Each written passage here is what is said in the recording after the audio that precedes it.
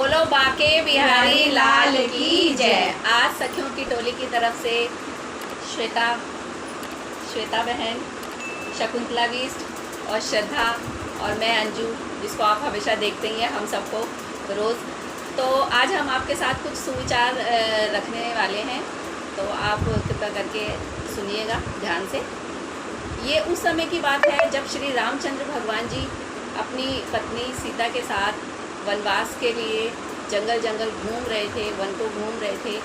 तो वो नंगे पाँव वहाँ पे चल रहे थे और उनके पाँव में कांटे लग रहे थे, पत्थर लग रहे थे, लेकिन किसी चीज़ का भी ध्यान ना रखते हुए वो चले जा रहे थे। तो एक नन्ही गिलहरी जो उनके पाँव के नीचे आ जाती है, तो वो उसको देख के बहुत दुखी हो जाते हैं कि इस गिलहरी को मेरे पाँव से चोट लगी होगी। उन्होंने उसको बड़े प्यार से अपने हाथों में उठाया और उस नन्ही गिलहरी से पूछा कि क्या तुम्हें चोट नहीं आई, क्या तुम्हें दुखा नहीं कि मेरे पाँव के नीचे तुम आ गई। तो वो नन्ही गिलहरी भगवान रामचंद्र जी से क्या कहती है कि प्रभु, आप तो सभी को तारने वाले हो।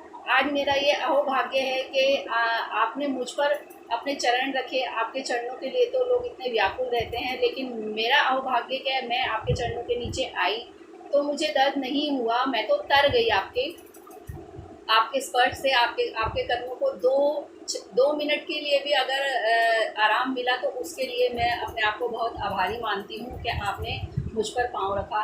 फिर भी भगवान रामचंद्र जी उसको हाथ में लेकर बड़े प्यार से सहलाते हुए बोल रहे थे कि तुम चिल्लाई क्यों नहीं मेरे पाँव के नीचे आकर। तुमने चिल्लाना चाहिए था, तुम्हें चोट लगी तो तुम्हें चिल्लाना चाहिए था। तो वो कहती, प्रभु मैं कैसे चिल्लाती, जब अगर मुझे कहीं से चोट लगती तो मैं श्री राम हे राम करके मैं चिल्लाती। अब तो श्री रामचंद्र जी स्वयं मेरे ऊपर पाँव रखे थे, तो मेरा चिल्लाने का तो सवाल पैदा ही नहीं होता। मैं तो तर गई आपके चरणों के स्पर्श से।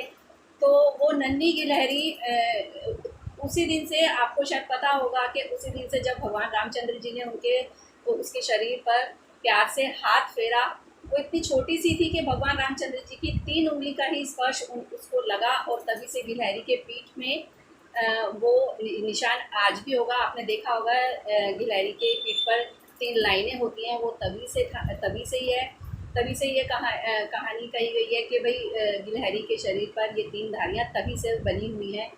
और यही नन्ही गिलहरी जब राम सेतु बनाया गया, तो उस नन्ही गिलहरी का बहुत बड़ा योगदान है। उसमें भी इस नन्ही सी गिलहरी ने उसके अपने मुख में मिट्टी भर करके जो सेतु वानर सेना बना रहे थे, वानर सेना बड़े बड़े पत्थर लाके उस सेतु को बना रहे थे, उसके बीच में जो छोटी छोटी सी दरारें या छोटे छोटे से छेद रह रहे थे, उसको भरने के लिए इन नन्ही गिलहरियों ने बहुत बड़ा प्रयास किया। उसी की वजह से आज ये नन्ही गिलहरी ने जो ये काम किया राम सेतु बांधने में भी उनका बहुत बड़ा योगदान है। तो आज आपने सुना कि नन्ही गिलहरी को कैसे, उसकी पीठ पर कैसे ये धारियाँ बनी। तो तभी से नन्ही गिलहरी को भगवान रामचंद्र जी के स्नेह का प्रतीक बोला जाता है कि उन्होंने इतना स्नेह किया, प्यार करा, प्यार से सराहा, इसीलिए ही उसके पीठ पर ये लाइनें बनी।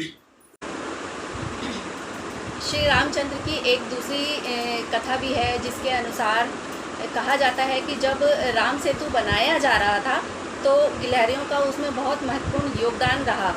सभी गिलहरियां अपने मुंह में मिट्टी दबाकर पुल जहां बन रहा था उसके बड़े बड़े पत्थरों के बीच का जो छोटा सा दरारें होती थी उसको मुंह में मिट्टी भर कर वो उसको भरती थी।